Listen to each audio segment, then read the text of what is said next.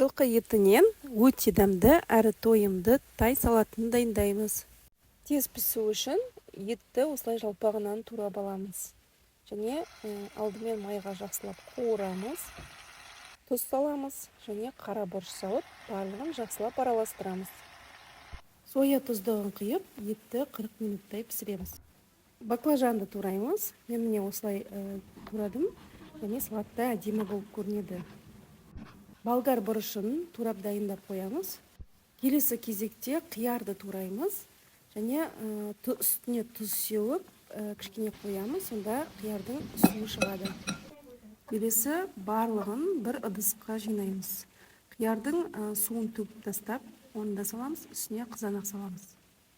Сарымсақ, ащы қызылбұрыш және паприканың үстіне қайнап тұрған майды қосып, араластырып, соус дайындап аламыз.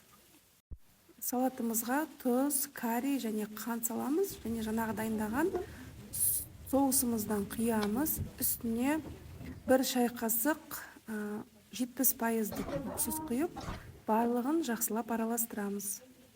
Мінекей салатымыз дайын, осылай жылы күйінде дастарханға ұсынамыз.